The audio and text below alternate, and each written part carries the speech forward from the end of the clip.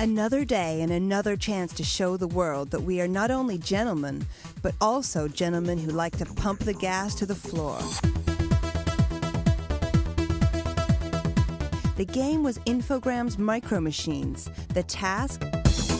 To reenact the game in the most direct way possible by racing in go-karts at the Brands Hatch Daytona track in Acton. The track was all ready, waiting, and incredibly pink, especially for our chosen gas man, Mr. Stuart Hillary Mesham. Stu loves cars almost as much as well, let's just say that he's full of love for most things, and cars are up there in his top 10, right next to fat bulldogs or neckerchiefs and the smell of fresh turpentine. Unfortunately, he doesn't particularly love or even like being on time.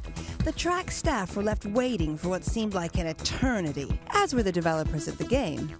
But as the great man always says, the party doesn't start until he gets there. So what's the rush? His opponents didn't seem to mind anyway, and were quite happy to pass their time by adorning new and colorful outfits, whilst working on some dance routines. But we had sent our own resident colorful character to compete, and hopes were high for another Play Sports success story. We take the idea of a big man in a small car extremely seriously, and so did Stu. The man was all about the race. Or at least he would be once he managed to find the other racers. Or even the track. The cream of the country's video game journalist elite were ready and waiting, but since we already had our interview time booked with the game's developers, we decided to race first and ask questions later. A quick change into some racing leathers later, and we're off.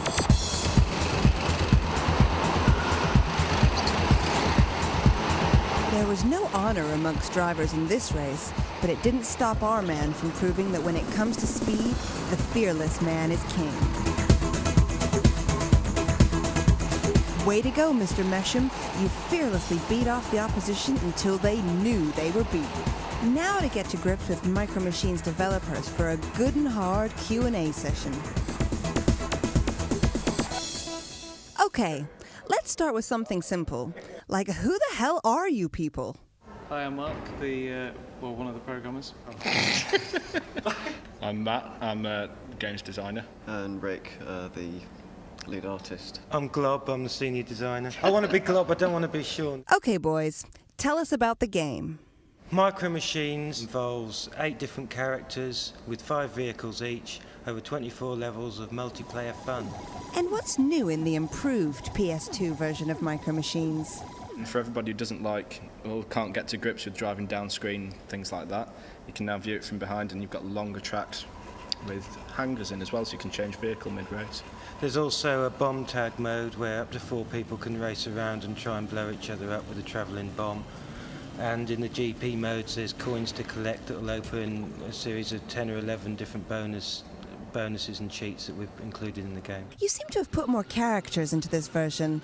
Is this true, or are we seeing things? Yeah, definitely. I mean, from a concept point of view, I always felt that the Micro Machines franchise, the player didn't have any empathy with the vehicles at all, so we wanted to include some characters to give the player someone to attach to, but also to give the vehicles some theme and some of the environments a theme, just to give it more of a stylistic element. What was wrong with the other games, and how have you taken this into account?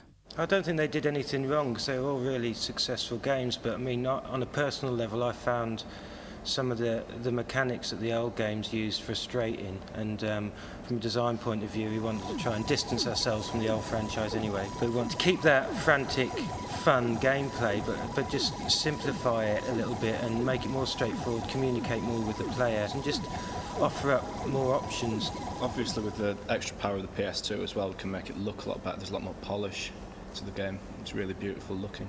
Polish? Polish. Are there any elements you're particularly pleased with? There are 2 things that I love about this game. One is Danger Ranger's tit-warming pants. Pick me for truth, for justice, for adventure.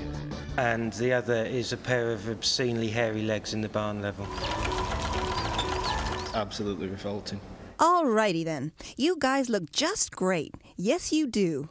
Have you all come as your favorite characters? Yeah, no, we are our favourite characters, I think, apart from Mark, who I wanted to dress as little as possible. As we get away with. Wanted to see him in leather trousers. I'm Miami Mike. He's like an 80s sort of very, very cheesy, badly dressed type person. I'm Grizzly Beard. I'm an Australian outback kind of gung-ho explorer. Sounds northern. Oh yeah, obviously I'm not Australian. Kind of good looking through jungles for adventure and stuff like that. I'm Danger Ranger, who's a failed superhero stroke stuntman. He thinks he's real cool, but at the end of the day, he's a complete imbecile with really high pants. What? Frankenstein basically doesn't say very much. But he is allowed to drive. That's reassuring. Thanks, guys, for allowing us an insight into yourselves and your game. Do you have any final words for all the Play TV viewers out there? He's got a very saggy scrotum.